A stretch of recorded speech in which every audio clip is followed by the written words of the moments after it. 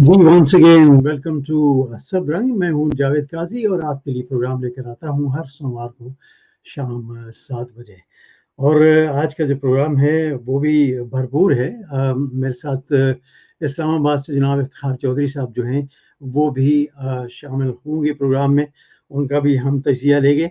लेकिन जब से कश्मीर में इंडिया ने कर्फ्यू लगाया है, वहाँ अपनी फौज जो है उसको जमा के रखा हुआ है पिछले साल अगस्त से, 5 अगस्त से, उस वक्त से लेकर आज तक हम जब भी प्रोग्राम शुरू करते हैं तो कश्मीर की बात हम ज़रूर करते हैं, क्योंकि उसी तरह हमारे बहन भाई जो हैं वो सफ़र कर रहे हैं कश्मीर में।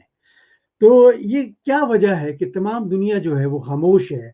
मिडल ईस्ट के कुछ कंट्रीज़ हैं, वो अमेरिका को खुश करने में लगी हुई हैं, और कुछ कंट्रीज़ हैं वो अपने आप को इज़राइल के साथ जो है तल्लुकात खुशगवार बनाने में लगी हुई हैं।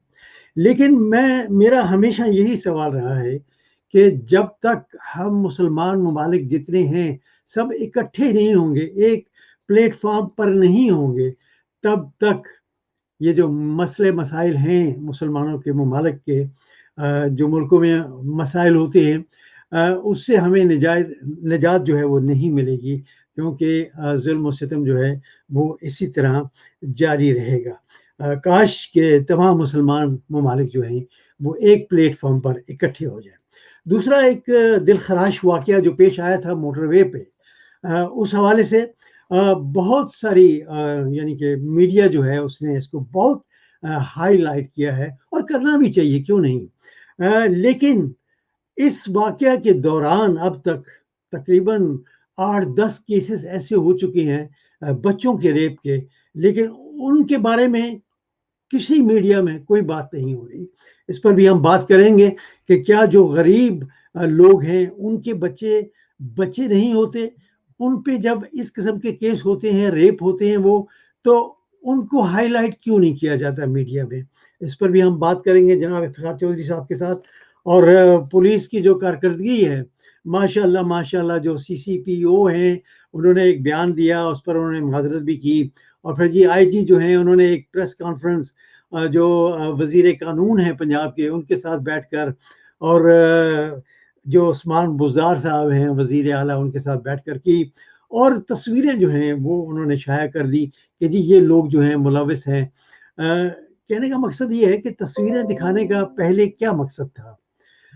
इस पर भी हम बात करेंगे, क्योंकि ये बड़ा एक कानूनी जवाज़ है कि जब आप बगैर शिनाख्त परेड की तस्वीरें दिखा देते हैं तो जो केस है वो कितना यानी कि उसमें पड़ जाता है कि वो केस जो है वो कोर्ट में खड़ा नहीं हो सकता है। इसलिए इस पर भी हम बात करेंगे। जब हमारे साथ अभी ज्वाइन कर लिया है जनाब इफ्तिखार चौधरी साहब ने, all the way from Islamabad.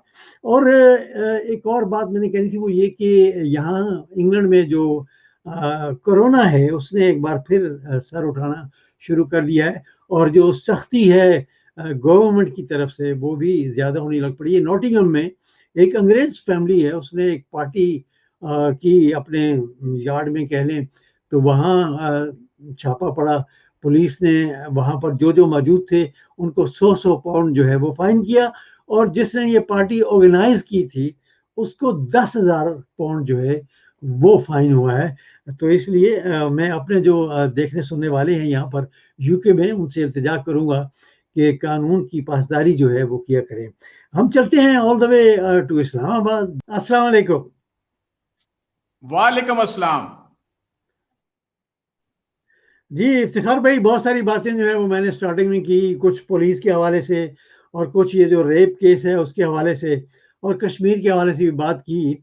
सबसे पहले हम आते हैं इस रेप केस पे, जो कि बहुत हाईलाइट हुआ है हमारी मेन मीडिया में। लेकिन वहां पर आप भी शायद जानते हो कि 8-10 केसेस ऐसे हो चुके हैं इस वाकया के बाद भी, जिनमें बच्चों को रेप किया गया है। लेकिन क्या वो गरीब के जो बच्चे हैं उनको हाईलाइट करना हमारा जो मीडिया है उसका काम है या नहीं? इस पर आप थोड़ी रोशनी डालें कि क्या फ़र्क है इस केस में जो मोटरवे के हवाले से हुआ, और जो यानी कि गरीब बच्चों के साथ होता है। और दूसरी बात ये कि आज पार्लियामेंट में बड़ी-बड़ी तकरीरें जो हैं वो भी की गई हैं। तो क्या ये कानून बनेगा कि ऐसे लोगों को फांसी जो है वो सरेआम दी जाए, क्या कहेंगे इस पे आप? अच्छा काजी साहब, बात ये है कि ये इस वाक़े को रोका जा सकता था कि ये जो आबिद है इसने 2013 में भी एक ज्यादती के केस में ये मुलव्वस था। उसमें एक माँ और उसकी बेटी को इसने रेप किया था। तो उसूली तौर पर ये 2013 की बात है और ये इतना हेनियस क्राइम है कि आप देखें कि इसकी तो सुलह हो नहीं सकती। तो अब अगर उसको उस वक्त सजा दी जाती तो ये कभी ये केस मेरा ख्याल नहीं होता। ये बात आज से कोई यानी 7 साल पुरानी बात है। तो हमारी जो कोर्ट का सिस्टम है, जो निज़ाम इंसाफ है, वो उसमें कोई खला है, कोई इस किस्म के जो लूप होल्स हैं जिसकी वजह से जो मुजरम, इस किस्म के जो मुजरम है वो बच जाते हैं। तो यही अब जो आपने बात कही है सीसीपीओ के हवाले इफ्तिखार से, उसने जी इफ्तिखार भाई, आप क्या समझते हैं कि ये जो मुजरिम हैं सो कॉल्ड, जी जी इनके पीछे कुछ सियासी लोग जो हैं वो हैं और कुछ पुलिस वाले जो हैं वो भी हैं, इसीलिए ये लोग बच जाते हैं? देखिए जी, ये मैंने पिछला भी एक प्रोग्राम किया था, एक इंशाल्लाह और प्रोग्राम करूंगा। ये पोलिटिसाइजेशन या पैटर्नाइजेशन जो है, पॉलिटिकल पैटर्नाइजेशन जो है, वो मेरा ख्याल ये डैमेज करती है सारा ये सिलसिला। थाने जो है खरीदे जाते हैं, थानों का रेट लगता है। ये आपको मैंने गुजरात का एक किया था, फिर मैंने सिंध के प्रोग्राम किए थे, पुलिस का क्या वो रोल था। तो ये क्योंकि ये पोलिटिको क्रिमिनल रिलेशनशिप, इसे हम कहते हैं अपने पोलिटिको क्रिमिनल रिलेशनशिप जो है, ये जो है ये पुलिस फोर्स का बेड़ा गर्क कर दिया है इसने। ठीक है, तो आगे से हमारा जो अदालती इंसाफ आप देख लें कि अभी लोगों को इंसाफ नहीं मिलता। अब वो जो बच्ची और उसकी मां को रेप किया गया था, अगर उस वक्त उसको इंसाफ मिल जाता तो ये कभी बात ना होती। दूसरी है जो एक अहम बात वो ये है कि जब इसने कॉल की थी इस खातून ने, तो उस 2 घंटे के बाद वो एक्टिविटी हुई है, और जबकि एक पासर बाई के टेलीफोन पर वो जो आई है, पुलिस आई है। लेकिन उन जो 2 घंटे वो रोड पर रही है, उसका जिम्मेदार कौन है? वो जो पुलिस वाला उसको एक्सपोज नहीं कर रहे जिसने कॉल रिसीव की। फिर ये मोटरवे पुलिस को उसने रेफर किया, वो कहते हैं हमारा इलाका है। आपको यही हमें नहीं, हमारे साथ ये प्रॉब्लम होती है। आप थाने में देखेंगे कि आधी लाश इधर पड़ी है, आधी लाश उधर पड़ी है, उस थाने की है, वो उस थाने की, ये लड़ाई हो रही होती है। यानी जुरिस्डिक्शन का प्रॉब्लम आ रहा होता है। तो जी, ये जब तक हमारा ये इलाका हमारे, नहीं है, ये आपका इलाका है। जी यहाँ जी आपका इलाका, ये हमारा इलाका है, हमारा केस नहीं है। तो जी जी, इस बिल्कुल किस्म ऐसे के, ही अब ये बेशुमार बहुत लंबी बात होती है कि इस ये आप देखें कि आप दूसरी आप बात कर रहे हैं कि ये ज्यादती के केस है। मैं अभी ये 24 घंटे कैसे मैं नोटिंग कर रहा था, 48 घंटे में कोई 18 के करीब ज्यादती के केस जो है वो मीडिया में आए हैं, जिसमें 5 फैसलाबाद में है, 2 जफरवाल में है, जेलम में है, कराची में आप देख लें वो भी चल रहा है। तो हमारा आप देखें कि इन चीजों को, इनके लिए कोई अभी तक नहीं निकला। वो जो छोटे छोटे बच्चे हैं या उनके बच्चियां हैं जो जिनको गैंग रेप किया गया है या उनको रेप किया गया है, और वो क्या उनके जो मुजरम है उनको फांसी सजाए मौत नहीं होनी चाहिए? और वो जो कारी साहब थे, मुफ्ती कफायतुल्लाह, यानी ये मौलाना फजल रहमान के जो जमात के हैं, उन एक कारी साहब को गिरफ्तार किया था जिसने 100 दफा बच्चे को रेप किया, और वो सर्जन रो पड़ा था कि ये इस किस्म के मतलब मामला। वो किधर गया केस कारी साहब? वो अभी तक वो खामोश है, वो चल रहा है, वो तारीख पे तारीख, वो जो मशहूर किस्म का डायलॉग है, और तारीखें भुगत रहा है। फिर अल्टीमेटली क्या होगा? वो बच्चा है गरीब माँ बाप का बेटा है, वो चुप करके खामोश हो अच्छा, जाएंगे, थोड़े से पैसे 2-4 लाख रुपए दे दिए जाएंगे। इफ्तिखार भाई, बड़ी माजरत जी चाहता हूँ। यहाँ हमारे जी इलाके में, शहर में, यूके में एक ऐसा ही केस हुआ जी था। एक इमाम जी जी मस्जिद थे, मैं नाम नहीं लेना चाहता उनकी, लेकिन जी जी उन्होंने एक ज्यादती की। और यहाँ की जो मस्जिद की जो कमेटी थी, उन्होंने उनको छोड़ दिया, ऐसे ही जाने दिया, लेकिन मस्जिद से निकाल दिया। उन्होंने एक और शहर में जाके एक ऐसी हरकत की कि पुलिस इन्वॉल्व हुई और उनको जेल हुई। लेकिन अगर इनिशियली जी जी तौर पर उनको कुछ यहाँ पर सजा होती तो शायद वो जुर्म ना होता। बिल्कुल सही। देखिए क्राइम जो है, इसको हमारी जो पुलिस है वो एक दहशत की अलामत है। ठीक है ना, मैंने आगे भी आपको कहा था, इस पे मैं और मजीद प्रोग्राम करूंगा कि ये दहशत की अलामत है। आप थाने में कॉल करते हुए डरते हैं, वो भी अब एक्सपोज नहीं होना चाहती खातून जो है। अब ऊपर से आप जो है ये इसको पोलिटिसाइज कर रहे होते हैं। वो मियां साहब फरमाते हैं कि मोटरवे हमारी थी जिसके ऊपर ये रेप हुआ है। वो कहते हैं जी, मरियम औरंगजेब कह रही है कि जी जो जिस लैब ने 100% रिपोर्ट दी है आबद के बारे में कि उसका डीएनए मैच कर गया, वो मियां साहब ने बनाई है। वो दूसरा बोला बाबा वो मियां साहब ने नहीं बनाई, वो परवेज इलाही ने बनाई है। तो आप ये देखें कि इस चीज को भी कैश करने की कोशिश की जा रही है कि पॉलिटिसाइज इस चीज को भी किया जाए। हमारे यहाँ मैंने आगे पहले भी कहा था कि अब्बास साहब की रिपोर्ट आई थी, तो उस वक्त आईजी थे ये, तो उन्होंने कहा था कि इस फोर्स के अंदर पंजाब के अंदर 15-20 हजार ऐसे लोगों को भर्ती किया गया जो जिनका क्रिमिनल रिकॉर्ड है। अभी तक इमरान खान को मैंने एक नहीं 10 दफा कहा है कि आप हमें बताएं कि वो कौन लोग हैं, उनको अब्बास साहब जिंदा हैं अभी तक, मतलब रिटायर होने के बाद, तो उनको बुलाकर कहें कि बाबा वो लिस्ट तो दो, उनमें से कितने एलिमेंट्स अभी तक वहां पे बैठे हुए हैं। फिर आपने सीसीपीओ का बयान, ये माइंडसेट हमारा शो करता है पुलिस का कि जी औरत जो है वो जनाब क्यों निकली है घर से, भाई आपका काम है उसको प्रोटेक्ट करना, आप प्रोटेक्ट नहीं करते, इसका मतलब है कि वो चाहे किसी से मिलने जा रही है नहीं मिलने जा रही, जब गाड़ी का पेट्रोल खत्म होता है तो वो जिम्मेदारी जिस भी पुलिस अफसर की हो या जो भी महकमा उसको डील कर रहा है, वो मोटरवे वाले कहते हैं ये हमारा पीछे का इलाका, वो आगे वाला इलाका मेरा है। अगर यहाँ पे किसी डकैत को पकड़ा जाता, सबने क्लेम करना था कि जनाब ये हमारा इलाका है, हमने जनाब परफॉर्मेंस दी है। तो ये इस किस्म की जो चीजें, जो पुलिस की रिफॉर्म जब तक नहीं होती उस वक्त तक, ये आप 13-14 मैं रिपोर्ट्स देख चुका हूं, AB1 से शुरू होती है पुलिस रिफॉर्म्स के सिलसिले में। पुलिस के जी अब ये और आप ट्रेनिंग हो रही है, थाना कल्चर खत्म नहीं हो रहा। अब आप देख रहे हैं, आपको कहा जा रहा है कि मर्दाना सफा से महरूम कर दिया जाएगा वो जो रेपिस्ट होगा। अब थाने के रेट डबल हो जाएंगे। वो रेपिस्ट पकड़ा गया, उन्होंने कहा भाई ये मर्दाना सफात वाली बात डाल दी जाएंगे, सारी उम्र के मैं हूं। अब रेट पहले 10,000 था। मुझे याद है जनरल ज़ियाउल्लाह के जमाने में जो इस्लामी कवानीन हदूद ऑर्डिनेंस हो गया था, जिसके साथ वो काजी कोर्स जो है वो आ गई थी, काजी कोर्स। तो मैं वो ये कह रहा था कि वो फिर जब थाने के अंदर जब चीज जाती थी तो वो कहते थे कि भाई ये इस्लामिक शरिया कानून के तहत आपके खिलाफ पर्चा होगा कि या बरतानवी जो कानून है जो आजकल CRPC है और जो PPC चल रहा है उसके तहत होगा, तो रेट डबल हो जाएंगे। अब मैं 100% मुझे यकीन है कि ये रेट्स जो है पुलिस थाने के ये डबल हो जाएंगे जब इस किस्म के जो पर्चे जो है मुजरमों पे या मुलजमों पे दिए जाएंगे। तो हमारा जो सिस्टम है वो ऑलमोस्ट कोलैप्स किया हुआ है, और इसी तरह आगे जो इंसाफ नहीं किया गया। ये तो सर अदालत को चाहिए था ना उस वक्त कि जब 2013 में उसने रेप किए थे, उसने सुलह कैसे होगी इस तरह की बात पे? ये कौन से ऐसे लोग हैं पॉलिटिशियंस जो थे जो इन सुलह में बैठे डरा धमका कर आप सुलह कर लेते हैं? बिल्कुल तो वो आगे कह देते हैं कि बिल्कुल इफ्तिखार भाई, आप जानते हैं कि जो यहाँ पर मर्डर केसेस होते हैं उनमें भी सुलह हो जाती है। एक बड़ा अजीब सिस्टम है हमारे मुल्क में। बहरहाल ये बताइएगा कि पकड़े बगैर IG साहब ने तस्वीरें जो हैं वो दिखाई उन लोगों की जो सो कॉल्ड मुलव्वस थे इस रेप में, तो क्या ये एक सही तरीका है या कि उनकी शनाख्त जो है बाय परेड होनी चाहिए थी पहले?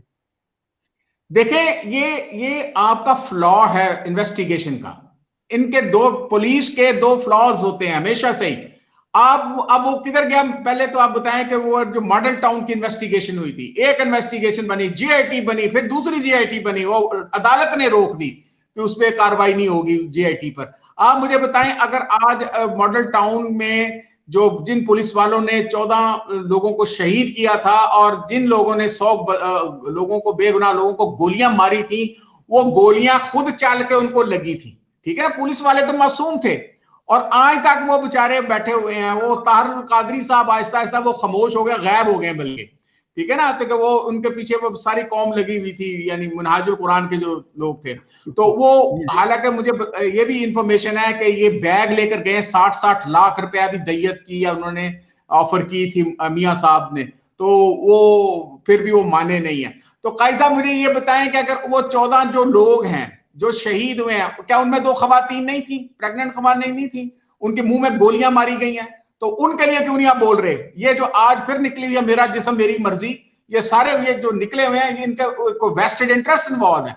मुझे तो इसके पीछे इस चीज को हाईजैक करने की कोशिश की जा रही है, ठीक है? मैं जुल्म तो अपनी जगह वो हुआ है, लेकिन ये कहना कि जी वो अपना सिर्फ ये इसी को फोकस करना, बाकी जो 18 ज्यादती के कल केस हुए हैं, कल और आज जो केस चल रहे हैं, और एक मरवा का केस कराची में चल रहा है, तो मुझे ये बताएं कि उसके लिए ये जो सिविल सोसाइटी जिसको लफ्ज इस्तेमाल किया जाता है, ये किधर है? ठीक है ना? ठीक है, हम मानते हैं कि इनको मर्दाना सफा से महरूम करें, इनके लिए लॉ बनाएं।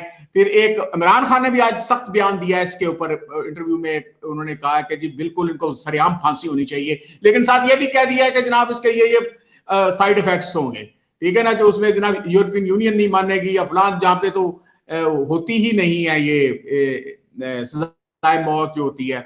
लेकिन इस तरह का जो हेनियस क्राइम है, देखें हम लोगों की तरफ क्यों देख रहे होते हैं, वो हमें चाहिए कि उनको लेजिस्लेशन बनाए, उनका क्या हमारे यहाँ जो कवानीन है उसको देखा जाएगा, इसी हवाले से देखा जाएगा जो हमारी जो सोसाइटी के हवाले से जो हमारे माशरे की जो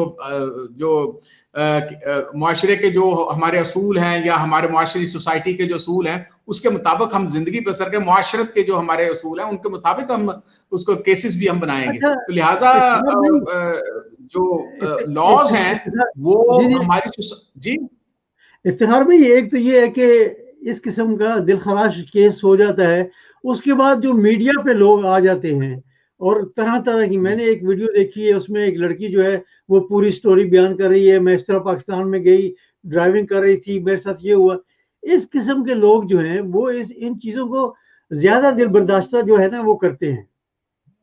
जी, वो लड़की का नाम है अनम इकबाल, वो टिकटॉकर टाइप लड़की है ना, वो उसमें वो उसको हम तो इस चीज को मज़ाक़ खेज, ये रिडिकुलस किस्म की वो बात कर रहे हैं आप, यानी आप किसी जो दिल खराश वाक़े को इस किस्म के जो टिकटॉक के ऊपर उसको बयान करना जो उसकी तज़हीक करने के बराबर होता है, ठीक है ना, आप उसकी ग्रेविटी को रोकें। कभी इन लोगों ने बनाया कि वो जो बच्चे जो कारी साहब जो है वो रेप कर देते हैं, या वो जो खवातीन जिनको रेप किया, जो कम सिन बच्चियां जो हैं वो जो रेप करने वाले हैं, उनके बारे में तो ये बात नहीं करते, ठीक है ना। अब ये देखें कि सिविल सोसाइटी भी या खास जो लोग हैं वो पोलिटिसाइज कर रहे हैं इस चीज को। बाकी जो 18 जो केसेस हैं ज्यादती के, ये 2 दिन में जो हुए हैं उनके ऊपर कोई बात करने को बात नहीं कर रहा, ना किसी को पता है। वो तो हमें पता चले जफर नीचे एक पट्टी चल रही होती है, जफरवाल में 2 केस हो गए 24 घंटे के अंदर जनाब, ये हम पकड़ लेंगे, ये कर लेंगे, वो कर लेंगे, लेकिन वो नहीं होता। कितने कम सिन बच्चियों के रेप होने पर या गैंग रेप होने पर वो लोगों को कन्विक्शन हुई है। कन्विक्शन रेट आप चेक करें, आपको बहुत हैरानगी होगी कि लोग जो सुलह कर लेते हैं या अभी तक वो बैठे हैं, मेडिको लीगो नहीं हुआ, जान के मेडिको लीगो जो रिपोर्ट होती है उसको डिले किया जाता है। तो मियां साहब फरमाते हैं कि ये मेडिको लीगो की जो लैब बनाई गई है मैंने बनाई है। तो इस किस्म के जब पोलिटिसाइज किया जाए, और खुद आपको याद होगा जब जैनब का केस होगा, कैसा मैं को बड़ी इंपॉर्टेंट बात करने लगा हूं कि जब जैनब का केस हुआ था, आपको याद होगा मियां साहब बैठे ही हा कर रहे और उनको बाय फोर्स बुलाया गया था जैनब के वालिद को। अच्छा, उस जैनब के जो जैनब के वालिद साहब थे उनको एक तरफ कर दिया गया था। जी, मैं वही तो कह रहा हूँ, एक तरह उनको बल्कि वो रेस्ट करके बिठाया हुआ था जबरदस्ती, और वो ही हा हो रहा था मियां साहब। एक और अहम बात है, जब जैनब का कत्ल हुआ था तो या रेप केस हुआ था, जो मेरा ख्याल 11वां केस था सीरीज में, जो लड़का बाद में पकड़ा गया था इमरान, जिसको फांसी हो गई थी। अब उसमें एक बच्ची थी जिसका नाम था ईमान, उसको भी रेप किया गया था। अच्छा, जब वो ईमान का रेप हुआ तो शायद 5वां रेप था उस लड़के का, इमरान का। तो उस दौरान जनाब बड़ा शोर मचा था, इसी तरह पुलिस पर प्रेशर आया था। तो वो जनाब प्रेशर जब आया तो उन्होंने एक लड़का पकड़ा जिसका नाम था मुदस्सर, शेखुपुरा कसूर की पुलिस ने उसको जनाब कहा, उसको तशद्दुद किया थाने के ले जाके अंदर। तो थाने में तशद्दुद करने के बाद उससे ये कहलवाया गया कि हाँ मैंने ईमान को रेप मैंने किया था, मर्डर किया था। तो आप ये देखें कि वो आके उसने बयान दे दिया, तो जनाब बड़ी बल्ले बल्ले हो गई, जनाब ये हो गया वो हो गया, जनाब पकड़ा गया ईमान का कातिल। तो वो जनाब कहते वो जाने लगा, बाहर निकला, ऐसे गया वहां गया, तो वहां पर पुलिस मुकाबला हुआ तो वहां पे मारा गया, ठीक है ना।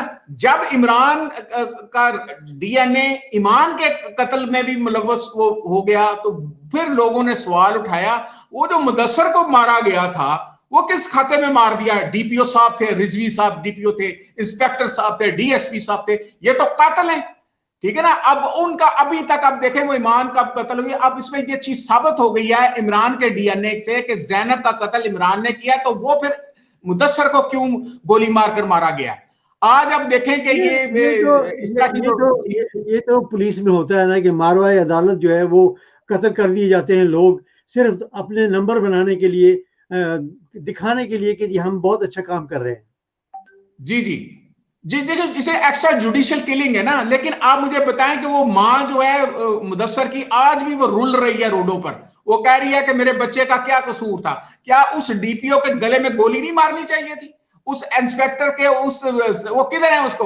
वो हमारा ये जस्टिस सिस्टम किधर है? मेरी गुजारिश है उनसे, चीफ जस्टिस साहब से, वो जो कानून के लिए बात, जस्टिस कासम ने भी, लाहौर हाई कोर्ट ने भी केस टेकअप किया, आज बुलाया था सीसीपीओ को भी। तो मेरी गुजारिश है, इल्तिजा है उनसे कि जनाबे वाला, माय लॉर्ड, जो चीफ जस्टिस हैं गुलजार साहब, कि ये जो डीपीओ जो मुलव्वस था उस केस में, आप उनकी वो जमानतें करवा रहे हैं या कर रहे हैं, वो लोग उनकी पुलिस उनकी प्रोसिक्यूशन वीक कर रही है क्योंकि उनका पेटी भाई है, तो आप उनको सजा क्यों इंश्योर नहीं करते?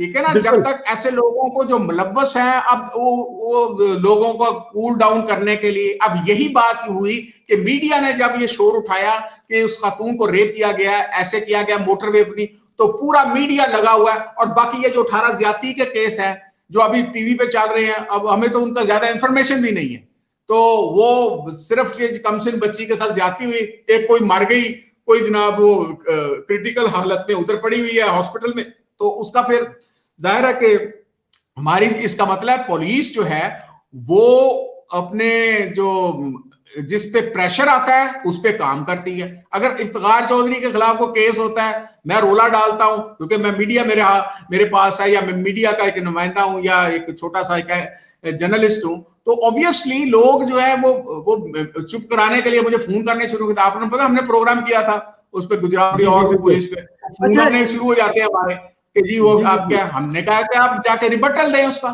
तो अगर हमारे पास इंफॉर्मेशन गलत है। जी इफ्तिखार भाई, ये बताइएगा कि अगर ये फांसी का कानून जो है ये पास हो जाता है, तो आपका क्या ख्याल है कि ये डिटरेंट के तौर पे काम करेगा या नहीं? मेरा ख्याल है इस पे पहले तो बहुत कहते हैं ना, वो इस लिप तक आते हुए वो जाम आएगा, फिर वो खूम आएगा, तो वो जो जुल्म इसका जनरल जियाउल हक के जमाने में जो फांसियां हुई थी, वो पप्पू का कातिल थे, उनको फांसी दी गई, फिर शमा एक बच्ची थी, उसके कातिलों को फांसी दी गई।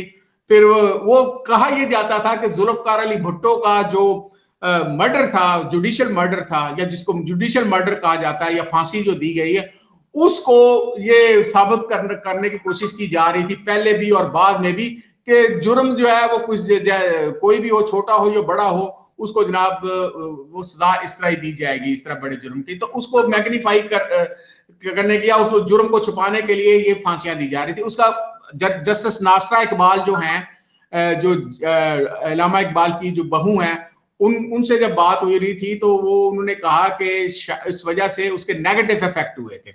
अच्छा, वो नेगेटिव इफेक्ट क्योंकि इस्लाम में इंसानियत की तजलील नहीं होती इस तरह करके। तो लेकिन एक और भी बात होती है कि फायरिंग स्क्वाड के सामने भी मारा जाता है। अब चाइना के अंदर तो यहाँ पे पीछे गोली मारी जाती है इस तरह के जो करप्शन के केसेस में, इस तरह की चीजों में, तो वो अगर वो गोली के पैसे भी इनसे लिए जाते हैं उनकी फैमिली से, भाईजान ये 200-400 रुपए की जो गोली आई है, तुम्हारे एक आखिरी सवाल करने जा रहा हूँ, वो ये कि ये जो कश्मीर का मसला है, इसके बारे में आप क्या समझते हैं कि ये जो अभी इंडिया और चाइना आपस में लगे हुए हैं, क्या इसका कोई फर्क पड़ेगा कश्मीर पे? देखें, उसमें जो बैकफुट पे चला गया चाइना, सॉरी इंडिया, लद्दाख के इलाके से, अब वो एक वहद उम्मीद हमें नजर आ रही है इन द गिवन सिनेरियो कि आप देखें यूएनओ भी खामोश है। वो यूएनओ का जो चार्टर, ये 1948 से ये कश्मीर का इशू है, और हम लोग नहीं लेके गए 1948 में। 1948 में इंडिया गया था यूएनओ में कि जनाब इसका मसले का हल किया जाए, और आज तक मेरे ख्याल लॉन्गेस्ट जो एजेंडा जो है वो उसके यानी टाइम जितना हो गया है कि उसके यूएन चार्टर जो सबसे ज्यादा टाइम जो हो गया है उसको, वो 1948 का ये है जिसका अभी तक रेजोल्यूशन नहीं हुआ। अब जाहिर है कि अब देखें, इसराइल ने को तस्लीम कर लिया इसने, यूएई ने, अब बहरीन ने भी तस्लीम कर लिया। अब वो पूरा वो रीजन के अंदर एक नई एक डेवलपमेंट शुरू हो गई है, और ये सपोर्टर हैं सारे इंडिया के। आपने बात की थी कि अरब जो कंट्रीज हैं वो सपोर्ट क्यों नहीं करती हैं, एक काजी साहब एक मुस्लिम हरम की पासबानी के लिए अब ये लोग जो हैं वो मुसलमानों के लिए नहीं, वो अपने सेल्फ इंटरेस्ट और वेस्टेड इंटरेस्ट के लिए काम करते हैं, ठीक है ना। वो आपका वो जो फ्रेंड्स और फो का जो हमारा डिप्लोमेसी का एक बुनियादी का लॉ, तो nobody is permanent friend and foe, आपका कोई पक्का दुश्मन और दोस्त नहीं है।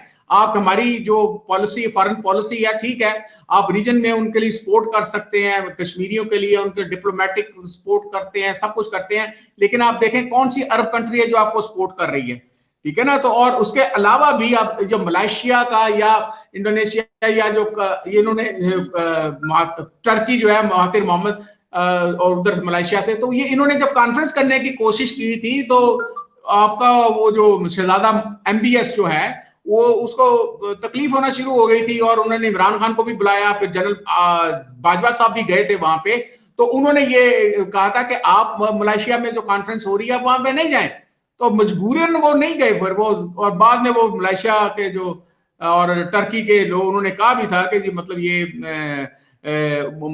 इमरान खान की कुछ मजबूरियां थी, मजबूरियां तुम्हारे सामने, क्योंकि OIC की जो कमांड है या उसके अंदर जो दबदबा है वो सऊदी अरेबिया नहीं छोड़ सकता। अब इसराइल आहिस्ता आहिस्ता जब इधर आएगा, क्योंकि वो इसराइल जो है वो मूडी का यार जो आप कहते हैं वो मूडी यानी वो ग्रेटर इसराइल के लिए जो काम हो रहा है रीजन के अंदर, 3 नवंबर को इलेक्शन हो रहे हैं काजी साहब, तो 3 नवंबर अमेरिका के जो इलेक्शंस हो रहे हैं, तो ऑब्वियसली वो डोनाल्ड ट्रंप से मैक्सिमम वो काम लेना चाह रहे हैं। सऊदी अरब इसलिए डर रहा है कि आपको पता है कि उसके खिलाफ बगावत हो गई, तो क्योंकि वो इसराइल के बुनियादी जो रियासत है वो लोगों को वो उससे मुतसादम, चाहे वो सऊदी अरेबिया के अपने लोग बोलें या ना बोले। आपको याद होगा 1979 पर खाना काबा पर सऊदी हुकूमत के खिलाफ जो है ये रॉयल फैमिली के खिलाफ कब्जा हो गया था, फिर पाकिस्तान आर्मी गई थी, कमांडोज गए थे, खाना काबा को उनसे पानी छोड़ा गया, फिर उस पर करंट डाला गया, ये सारा सिलसिला हुआ था। तो हमें बहुत ज्यादा जो है एहतियात करनी है और उस पर अपने नजर रखनी चाहिए हमें कि जो ड्रास्टिक चेंजेस हो रही हैं, और हम ब्लैकमेल क्या हो रहे हैं कि 30 लाख जो लोग हैं पाकिस्तानी वो उधर रोटी कमाने के लिए सऊदी अरेबिया गए हुए हैं, कुछ UAE में गए हैं। अगर 30 लाख लोगों को निकाल दिया जाए, क्या पाकिस्तान की इकोनॉमी जो है वो सस्टेन कर सकती है कि नहीं कर सकती? हम इन मामलात में पड़े हुए। जब तक हम लोग जो बैगर्स होंगे, तो बैगर वो चूजर तो होते कोई नहीं है, ठीक है ना। तो ये कश्मीर के हवाले से कई इंटरलिंक्ड मामलात हैं जो कई हमें जो रिजॉल्व करने हैं और अपनी तरफ तवज्जो देनी है। बहरहाल ये जो कॉन्स्पिरेसी हो रही है वो उसमें सिर्फ इंडिया इन्वॉल्व नहीं है, इसके अंदर जो हमारी हॉस्टाइल इंटेलिजेंस एजेंसीज हैं, हमारी CIA है, ये मुसैद है, और दूसरे MI5 MI6, इस तरह के लोग ये सारे इसमें मुलव्वस हैं। ये सिर्फ इंडिया नहीं है जिसकी वजह से आज भी कश्मीरी में रेप होती है खातून। जी इफ्तिखार भाई हमारे साथ एक जर्नलिस्ट है, जरा देखते हैं कि वो मैं आपसे मंशा साहब, आपको मैंने कहा था कि कैमरा जरा ठीक रखें, आप जरा कैमरा अपना ठीक कर लें, बाद में मैं आपको ज्वाइन करवाता हूँ। जी ये मेरी बात कर रहे हैं कैमरा के जी यूके में जर्नलिस्ट है हमारे, उन्होंने हमें ज्वाइन किया हुआ है, अभी पाकिस्तान से आए, इनसे भी हमने बात करनी है। तो मैं आपसे ये सवाल करना चाह रहा हूँ कि जो अगला प्रोग्राम मैं और आपने करना है वो है सिंध की पुलिस, उसमें कितनी करप्शन है और क्या क्या हो रहा है, इसके हवाले से हमने एक प्रोग्राम भी करना है। जी बिल्कुल करना है, मैं वो भी बताऊंगा। हम जी बताइए हम पहले बता देते हैं। एक दफा तो हमने किया था प्रोग्राम, ठीक है ना, उसमें चीखो वो चंगाड़ शुरू हो गई थी, और अब दोबारा एक प्रोग्राम करेंगे। देखिए हमारा मकसद सिर्फ सिंध की नहीं है, पंजाब भी, अब हम पंजाब पर ही कर रहे हैं ना। आज नालायकी जो पंजाब पुलिस की जो प्रोसिक्यूशन है उसमें 2 नंबरी नजर आती है, जो इन्वेस्टिगेशन है उसमें 2 नंबरी आती है। फिर मुझे बताएं कि ये पुलिस का मकसद क्या है, ठीक है ना। तो पुलिस जो है जब तक ये चीजें प्रोफेशनल नहीं होंगी, मैंने जापानी पुलिस का सिस्टम की बात की थी, ठीक है ना, हमें दूसरी जो पुलिस सिस्टम्स हैं उसकी जो है उसको स्टडी करने के लिए मैंने पहले भी कहा था उसको देखें। ये जो मौजूदा जो ट्रेनिंग सिस्टम है वो रिजॉल्व नहीं हो सकता इस तरह के इश्यूज के लिए। तो लिहाजा हमें सोचना है कि ये किस तरह इस चीज को टैकल करना है। ओनली एक सोल्यूशन है कि आप जो तो आपकी विल होनी चाहिए और डीपोलिटिसाइज होना चाहिए, और ये बड़े बड़े जो डाकू हैं जो पॉलिटिशियंस की हैसियत से बैठे हुए हैं, वो पैटर्नाइज करते हैं थानों को। वो हर एमपीए एमएनए की कोशिश होती है उसकी मर्जी का थानेदार लगाए, और वे अभी भी लग रहे हैं, ठीक है ना। और वो इमरान खान की नॉलेज में है, अब उसका वो सिस्टम इसलिए वीक होता है कि आपको थाना जो है इंसाफ डिलीवर नहीं करता। आप लोग out of court out of थाना सेटलमेंट कर रहे होते हैं कि कहीं एफआईआर हो गई, उधर भी गया हम भी गए। तो ये इस पे हम मजीद बात करेंगे कि पुलिस की रिफॉर्म्स जो हैं, जो एक्चुअल कागजी रिफॉर्म्स हैं, क्या वाकई वो डिविडेंड पे करेगा इस नेशन को, या इसके लिए हमें कुछ और तरीकाकार सोचना पड़ेगा। और उसमें हमारी पॉलिटिकल विल और हमारी जो नेशन जो है, क्या वो इसी तरह खड़ी होगी जिस तरह इस खातून के रेप केस में सारा मीडिया भी खड़ा है और सारे लोग भी खड़े हैं। हाँ, वो अफसोस सिर्फ इस बात का है कि वो जो 18 ज्यादती के केस 24 घंटे या 48 घंटों में नजर आए हैं, उसके लिए अभी तक मुझे कोई आवाज नजर नहीं आई। सो वो टिकर नीचे चल रही है, आप बिल्कुल सही कह रहे हैं, हमें भी कोई आवाज ही नजर आई। और बड़े हैरत की बात है कि जब गरीब जो इंसान होता है, उसका जब बच्चा इस किस्म के केस में वो आ जाता है तो उसकी कोई सुनवाई नहीं होती। सिर्फ जो अमीर है, ये ठीक है ओवरसीज पाकिस्तानी थी, इसके बारे में बहुत यानी कि मीडिया ने इसको हाईलाइट किया, करना भी चाहिए जब भी ऐसे केस हो। लेकिन जब गरीब के बच्चे जो हैं, वो उन पर अगर ऐसा केस होता है तो उनको भी हाईलाइट करना चाहिए। इफ्तिखार भाई, आपका बहुत बहुत शुक्रिया। हमारे साथ बहुत सारे साथी जो है यहाँ से यूके से उन्होंने ज्वाइन किया हुआ है। अगर आप रहना चाहें तो जरूर रहें, अगर आपने किसी को टाइम दिया हुआ तो फिर ठीक है। जी, मैं एक्चुअली वो आपको पता है कि मैं ऊपर तले वो प्रोग्राम हो रहे होते हैं और सारे वो इसके बारे में बात कर रहे हैं, फ्रांस की खातून के बारे में, और बल्कि वो कह रहे हैं कि फैटिफ के साथ कॉन्स्पिरेसी थ्योरी भी बता रहे हैं कि ये फ्रांस में फैटिफ का वो होने वाला है, तो उसमें कॉन्स्पिरेसी थ्योरी भी हो रही है। तो ये एक अजीब और गरीब किस्म के वो मामला चल रहे हैं। उस पर मेरी अब बात हो रही है एक दूसरे टीवी चैनल के साथ। इंशाल्लाह आपके साथ कल या परसों फिर दोबारा हम राब्ते में आएंगे। ठीक है, बहुत बहुत शुक्रिया इफ्तिखार भाई, thank you very much for being with us, and hope to see you next week inshallah. ठीक है, अल्लाह हाफिज़ जी, बहुत बहुत शुक्रिया, थैंक यू वेरी मच।